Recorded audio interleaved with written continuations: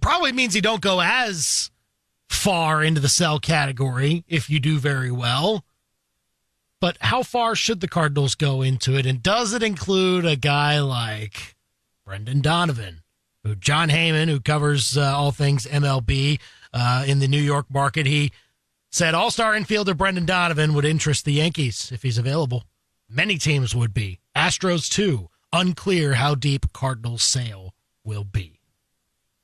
He doesn't tweet that if he doesn't have somebody in his ear maybe saying, like, hey, this could happen. But I don't know. I disagree with that, actually, pretty firmly. Really? He tweets it because the Yankees probably told him they would have interest. By the way, they've since traded for Ryan McMahon, so that's right. Kind of a moot point. What does that tweet say? It says that if the Cardinals were to make all-star infielder who's got team control and is a winning player and is great for the clubhouse and is, by all accounts, just an ideal ball player, if the Cardinals were to make that guy available via trade, that teams would be interested. No duh. That's a useless tweet from Jon Heyman. It's useless. It provides no value to the discourse. Of course teams would be interested in Brendan Donovan. What does that tweet not say? That the Cardinals are making Brendan Donovan available. It's not. It's a nonsense nothing burger of a tweet. Interesting. I don't know. I mean, what you tell me. What does that tweet say that gives you reason to believe the Cardinals are inclined to trade Brendan Donovan? Do you see that anywhere in the tweet? I don't. I mean, I'm sure teams have called, though. Of course. If that's the case. And that's akin to saying that teams have called the Pirates about Paul Skeens. If Paul Skeens is made available, there might be teams that want him. Oh! Yeah, but that's also not a no. Like, because people have said that the Paul Skeens trade talks are non-starters. We haven't heard a tweet or anybody saying that, it definitely would not be anything that Brendan Donovan or the Cardinals would consider at all. We have not seen that tweet. We haven't seen a tweet suggesting they would. No. Who is suggesting that from the Cardinals side that they're considering moving Brendan Donovan? Well, we haven't seen that. No, we haven't. I'm saying, and that Jon Heyman tweet doesn't add any percentile of a chance that tweet or report will exist in the coming days. That's merely saying the Yankees, maybe the Astros, and other teams would be interested in a really good player if he were traded. And, of course, that's not new information. It's those kinds of tweets are annoying because there's no value added to it. There's nothing within the construct of that, if you can call it a report, that suggests anything from the Cardinals side because he didn't get it from the Cardinals side. Right? Like there's nothing there of substance. And there's even less because that was tweeted before we learned about Ryan McMahon going to the Yankees as well. And so accurate. But even if the McMahon thing doesn't happen, there's nothing there that's coming from the Cardinals that says, hey, we're considering this. Okay. That's the problem I have with Jon Heyman is an under the bus candidate for me today as a result of this tweet. So we might be coming at this from different angles. All right. There's not anything from the Cardinals side that suggests. I mean, you could come up with a lot of examples of this for players that aren't going to be traded in the next week. You know, you could say other teams would like him. Other teams would like Skeens. Okay, so just because the Cardinals haven't yet come out and leaked it to somebody, which they usually don't like to talk in any direction about will they, won't they when it comes to guys, because they don't believe it brings them value as an organization to, leak out public information so that it can just be known. If there's a conversation they feel they need to have with a player, I think that would happen internally. But Jon Heyman can tweet, give me a name. Jon Heyman can tweet, hey, if Pete Crow Armstrong were to be made available, the Yankees they would call the Cubs. Well, yeah, they would. He's a really good player. Yeah. Brendan Donovan's a really good player too. There'd be a lot of teams that would call. But what that tweet is not saying, and if we don't read it carefully with context, we could be fooled into believing that the tweet suggests that the Cardinals have put Brendan Donovan on the trade block. But if you look at the characters in the tweet, it doesn't talk about the Cardinals' willingness. All he says is it's unclear how deep the Cardinals' sell might go. Well, it's not going that deep. I can tell you that. It's just not. Well, but it is still unclear, though, right? Like, does it go deep? Why is it unclear? Why is it considered that it's unclear? That's the part that because is not clear to me. We understand that John Mozeliak's still in charge, but we also believe that Chaim Bloom should have a say in all of this. And maybe Chaim Bloom has some ideas as to what actually needs to happen. And I'm not saying that it's right or wrong, but does it include Brendan Donovan sticking around with this team, or does it include knowing that Brendan Donovan's got darn good value right now? Do you make that drastic move? Now, I'm not saying it wouldn't be a drastic move and one that the Cardinals need to think 3 times, 4 times, 20 times over before actually saying yes to it. But I also am curious to see how deep they will go with this.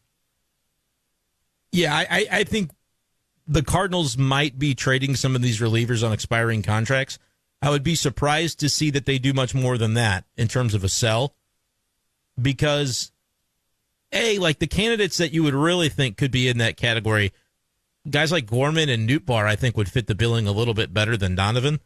But they're on the injured list, so the value proposition doesn't really line up. But what are the characteristics of those players? Multiple years of team control and part of a glut where the Cardinals aren't really sure who's going to fit where moving into the future.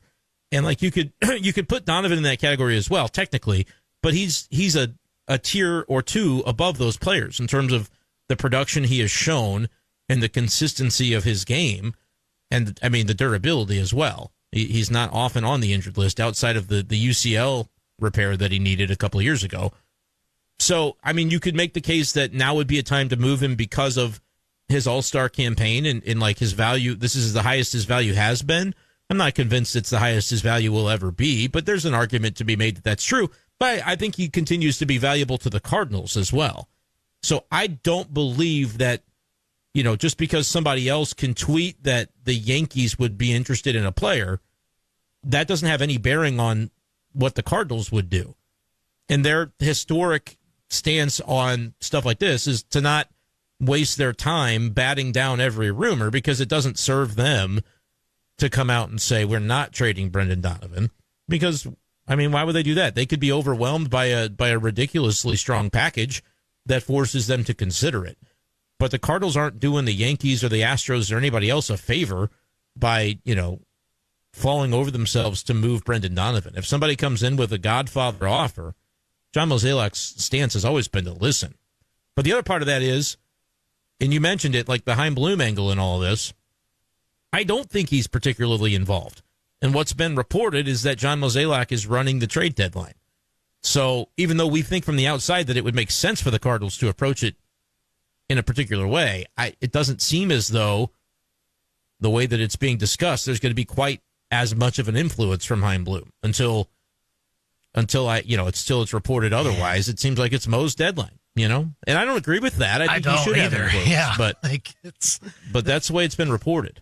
Why'd you have this set up in the first place, Cardinals? Have the lame duck guy, and then all of a sudden you know who's in place, and he's not getting as much of a say. It's just I was good with it up until now, because now's where functionally you do need to have some collaboration and have everybody on the same page. And it's not to suggest that they're not on the same page, but that's different than saying that Chaim Bloom has legit influence over the decisions that will be made this week. And if he doesn't have that legitimate influence, you would probably hesitate to make bigger moves with far-reaching implications on parts of your roster that would be around next year. Maybe he'll handle that in November rather than, if you're trading guys that are on expiring contracts, that doesn't really impact the next guy that much. Yeah. And so that's why I think that's an easy lane for Mo to fill if, he chooses to do it, if ownership chooses to allow it. That's always a part in this that kind of gets lost sometimes. So there's some moving parts to all of this, but yeah, the Brendan Donovan thing, I just don't think there's no more sign from the Cardinals side that they're going to be trading Brendan Donovan than there is from the Cubs side that they're going to be looking to move on from Pete Crow Armstrong. That's kind of my whole thing with this.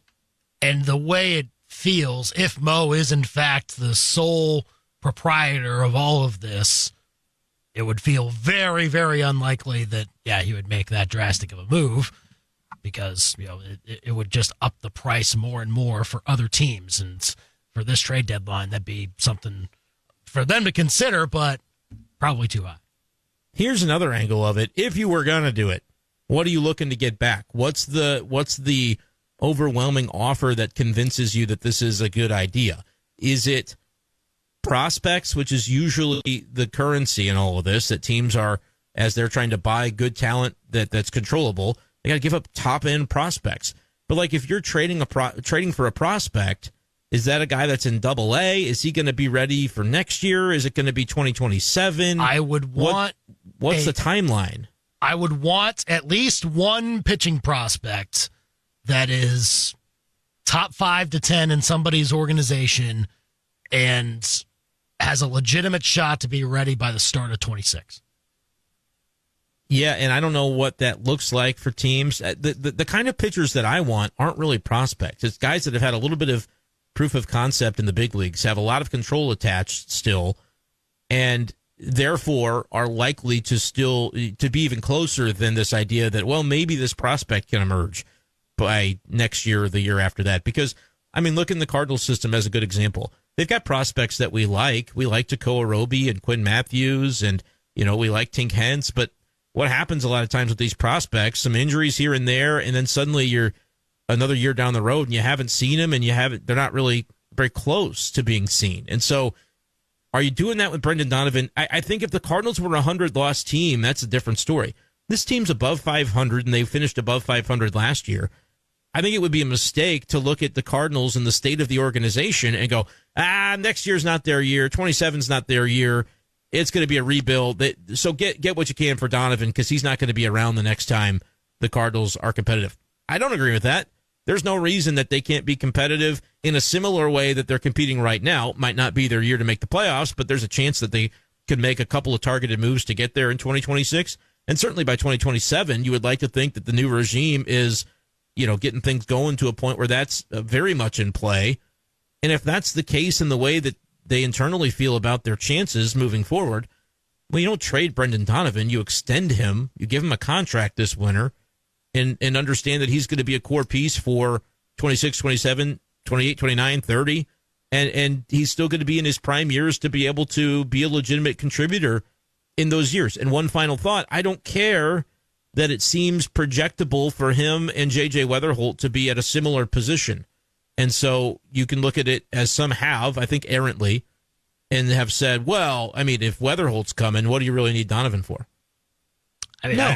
I'd prefer both, honestly. More good players is better than fewer good players. Right. That's always true. So, yeah, I would take them both, and I would figure out positionally, and the guys that I'm going to jettison are the guys that aren't quite as good or proven or dependable or reliable. Those are the guys that I'm going to look to move.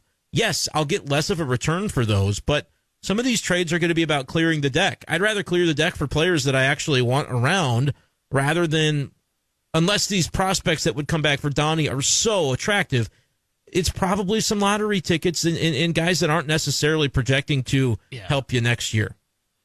The guy that I would move to make or to pave a way for Weatherholt is Nolan Gorman. Like that's who I'm moving for that.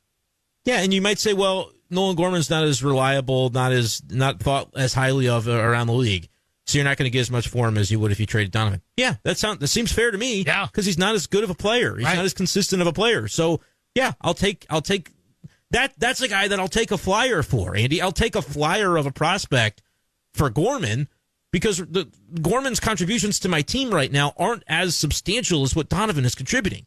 So yeah, that's fair market price for what I may end up getting in a Gorman trade. Like I said, he's hurt right now. Nupar's hurt right now. I'd trade Nupar if the price is right. But the problem is right now those two guys on the IL, you might have to wait till November to do those moves. But I could see either of those types of moves happening in November. I don't think that J.J. Weatherholt arriving on the scene sooner than later means that you no longer care about the value Brendan Donovan brings. Have multiple good players that do good stuff. You might win more games that way. It's the way that you got to build a baseball team. And so will the Cardinals try to make the moves to further position themselves as a contender for 2026?